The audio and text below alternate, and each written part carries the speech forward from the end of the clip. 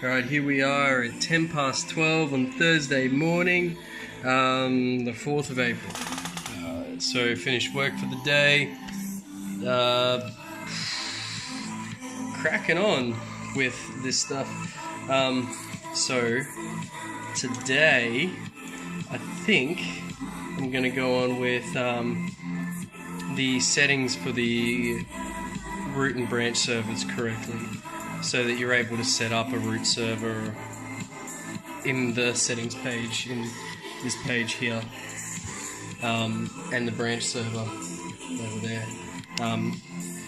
So at the moment, even if you have some written up in there, they're not going to show up if they're not connected online. So I might have like a currently online or offline or something, if it can connect to it, if it can't. But yeah, definitely some root server configurations. I just got to figure out what exactly I'm going to do that with. Yeah, and make it so once you've correctly set up a branch, you can select that from the script editor list. So you can say, oh, what branch is this on, and what the node, master node is, and such. Because I have a flaw at the moment to say, oh, what master ID is it going to? Which is quite dangerous because, so I should back up a bit. So the branch at the moment, to hack the way that, turn that down. To hack the way that the branch can handle multiple scripts at the same time, with multiple mesh networks attached to it. So multiple MQTT devices, and they will each have their own mesh network attached to them. So you could have a branch that can control as many as you want mesh networks, which is cool off the one branch server. However, the way that it differentiates between which one is which is what the master ID is. If the master ID, it's not very good on which way it should be, but yeah, if the master ID ends up changing, like on the fly, your network's going to be kind of funked. So, like, the scripts won't actually work correctly because it won't be going out to that master ID. And anyway, so yeah, there's some things to fix up there. But that can wait until later. Having the master node ID that it talks to ain't so bad. Yeah. What I have to do is register the scripts in the database. Again, not so bad if I have to do that. Really just have to name them. I might still keep them as JSON. Maybe I'll keep them as JSON. Maybe I'll store the entire thing in database, but I don't know. I'm leaning towards keeping them as JSON files, just out of ease of manipulation, and just storing the location of that in the database. Yeah. It's not like these things are going to be huge files, right? Like, they take an instant to read into memory and they just sit there as objects. Whereas the database, I'd have to read in, parse through it, and make that into an object anyway. So it ends up being the same thing. So, yeah. Or I save the entire JSON string in the database. Well, probably not. But anyway, yeah, so tonight, where this gap that says, if you can't read it, it says server config there. I'm going to put a little form in there to update the database that's sitting on the root server. Yep. Alright, we got some basic server config now. We'll just make it look kind of pretty. So what I was going to do was make it so that when you added a new branch or whatever, it automatically assigned this IP address to the branch. But I'm thinking for a rare case that might happen, maybe, if you have multiple root servers on your network, you could potentially watch all of these branches but not have them communicate back to your root server. If you just wanted to control these branches, like for example, if you are off-site and you just want to whoa, that really went out of focus. If you just want to check up on these branches and how they're doing, like the health check, then you could just add these branches but not have them actually like update your root server of these events and stuff like that. You could always, like if you wanted to have a look at the data that comes through, you can always have a look at the database and get updates on that sort of stuff, because everything gets logged into there anyway. But if you wanted to be able to force some actions and stuff through the branch without having to disrupt a game or anything else, you could just add the branch through here and it would just run. Now there is no login credentials or anything like that currently, so to that, right? But if you are already on the network, then you're pretty much there. So yeah, if you do want to add your root server as that, you go into config and you just type in your root server IP right in here. I haven't got it to autofill because, whatever. That can be a later feature. But yeah, root server IP address is the IP address of this computer here. Just for the sake of it, you could type in localhost. It doesn't actually really matter. It just saves it in the database, more for future work, and also for you just to really copy paste if you needed to. I don't know if I mentioned, oh yeah, I did mention these last week, these ugly ass giant buttons that need to be ordered properly. They're all kind of just in there at the moment, sending the shell commands. So at the moment I'm actually working on sending through MP3 actions. So basically what this does is, see how it's like node type is MP3 and stuff. If I actually change its node type and save it, it will give me the relay actions. As I don't know, this is like ages ago, and so in Angular you can do a ng switch case, which I thought was pretty crazy. So I've done a switch case on that and said if it is an MP3, then give me this little form. If it's a relay, give me all of the buttons that are available to me. So I'm just trying to nut out the MP3 format at the moment and see how I go with that. Alright, we've got it working. So, it's also 2:30 in the morning. Oh man. Okay, so we'll open the branch up, scroll right down. This is an MP3 node. So we got this bad boy right here.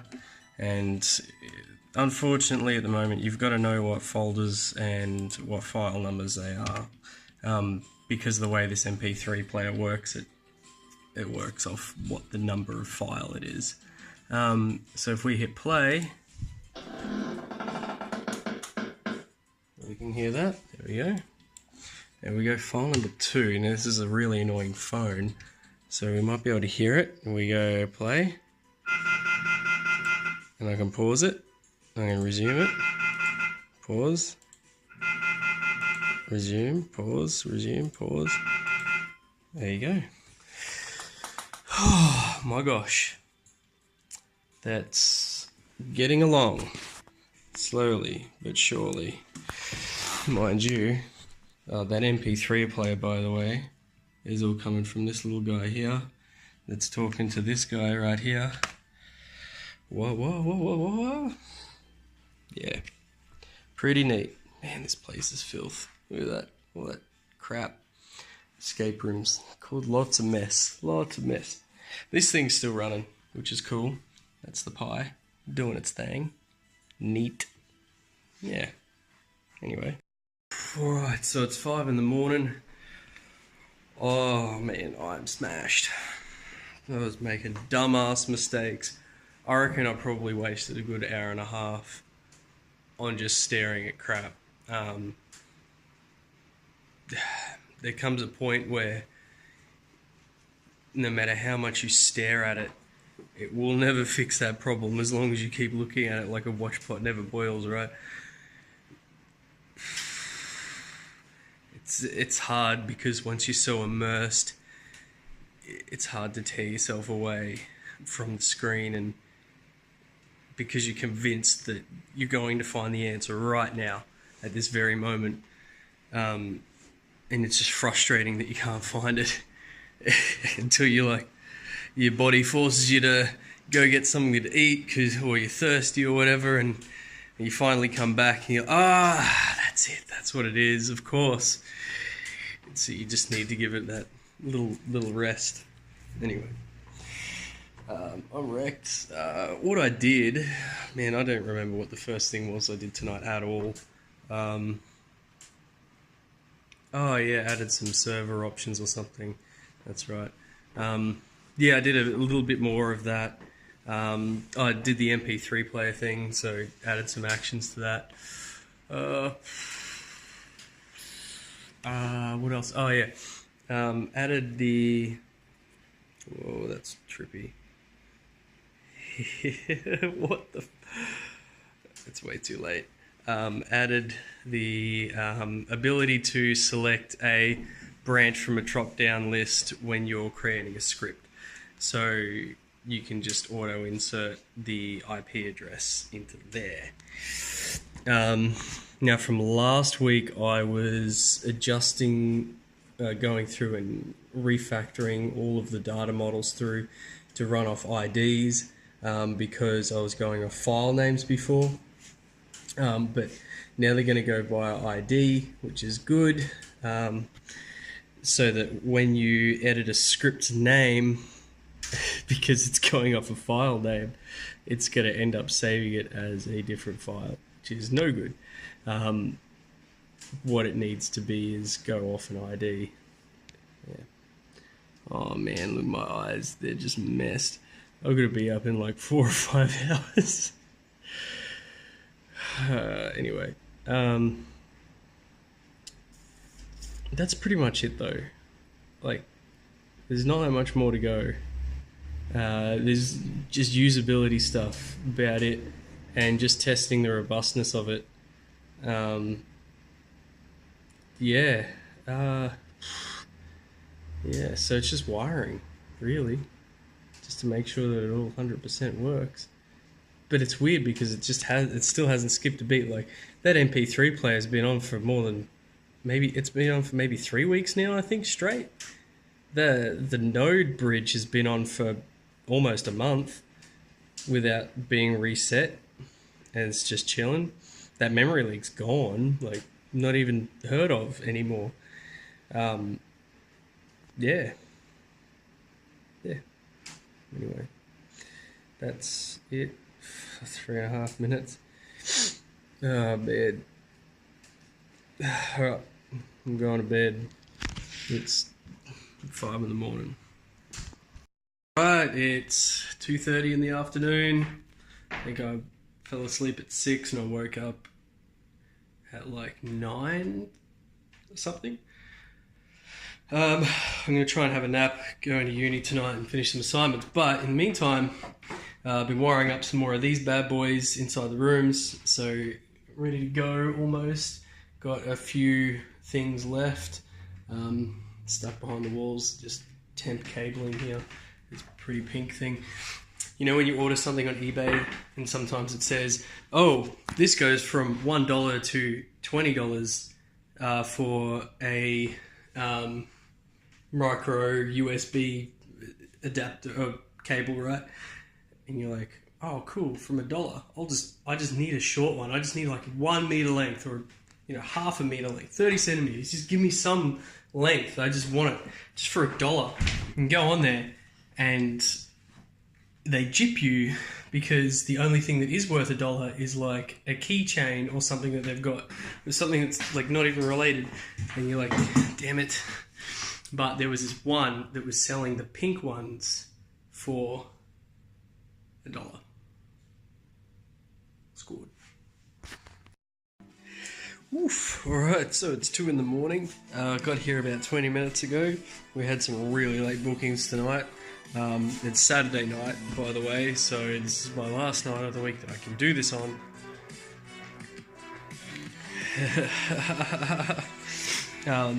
But tonight, kind of a big night. I'm going to finally put it into production. The framework, kind of getting to this point where the other Arduinos are starting to require maintenance inside the rooms. Things are starting to fail,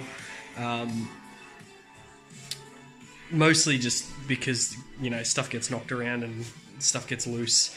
It was never really meant to be permanent, but it stayed in there for months because I wanted to have this new framework done and sorted. But, you know, it's at this stage where it can work fine. So, I'm going to install it, and I've made it so I can maintain and update it over the network. It should be fine. It's my watch telling me that it's running out of battery. That's good. Okay. Alright, getting my ESPs installed, throwing them into there, installing the new server onto the Christmas Pi. So that's going well so far. Yeah, that's good.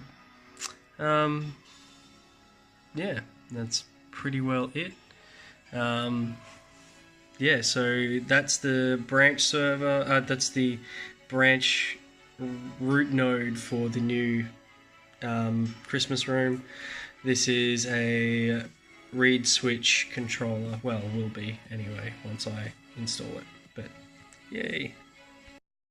Oh yeah, so after a few hours of just testing my setup procedure, working out some little niggles, some things where it's like, oh, I forgot to set that, and oh, I forgot to set that thing too. So normally in the test environment that I had going, you know, because it's not the real world, there's little hiccups that can go wrong, and so it's not that anything went wrong, it's just things that I forgot to set. Like, for example, the branch server that's on the Pi needs to know what the root server's IP address is, so that they can be disconnected at any stage, but the root server is the one that has all the socket connections, not the branch server, because I want the branch server to not have like a mad socket connection going on like that. So yeah, I completely forgot to set the root server's IP address, so whenever I was pressing a button in the room, I was like, boop, boop, boop, work, and it was like, nah, not gonna, because I didn't know where to send that event to. I was like, damn it, that sucks. Forcing events was meh, it was alright, that works, you know, because I can force it down the line straight to MQTT messages and such. But as far as game states were set, I was like, man, what the heck's going on here? But yeah, it was just me being dumb, not remembering my own thought patterns for this stuff. Yeah, getting videos to play on the Pi is fine. They're just sometimes a little chunky, and that's something that's been like that for a while. So just have to make sure the videos are in the right format and that sort of stuff. Yeah, other than that, throwing out the old Arduinos. Well, I'll repurpose them to do something else. Maybe build I don't know, some kind of self-aware robot or something. 32 kilobytes of program memory. Yeah, so yeah, now what I'm doing is stuffing the Raspberry Pi back into the hole, and getting behind a lot of this stuff. Gonna clean up this cabling in here, replaced all the Arduinos with ESP32s. It's amazing how reliable it is compared to the old one. With the old Arduinos, because I soldered the radios directly to the board, basically, right? Like, dodgily. So if they weren't connected correctly, you'd get all sorts of weird error messages and packets just being all, any kind of like EMF that's floating around the room would just ruin your day.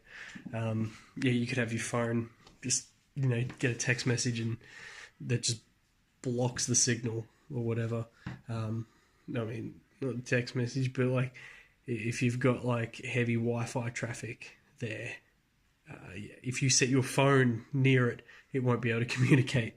It doesn't have, collision detection avoidance, all that kind of cool stuff. And so it was just sending straight data over the radio, unencrypted, even though it wasn't really like something you could decipher. It was basically just, we had a 32-bit packet limit, so yeah, we're sending bits across, basically. Anyway, so this is working really good. The only issues that I find is if the power cable's too long because I'm powering via USB, so I've got my sweet pink cables here. If that's too long, the ESP has like this little brownout detector, which is really annoying, and I have to program that out of it. So that'll be a thing in the future that I'll do. But once you've got the right cable length and the right amount of power, it's fine. I'm good. Anyway. It's now 6:30 in the morning. It's taken me, 4.5 hours or something to crack this into it, and now I'm just putting it all together. I'll probably do the Executioner's Toolshed soon as well.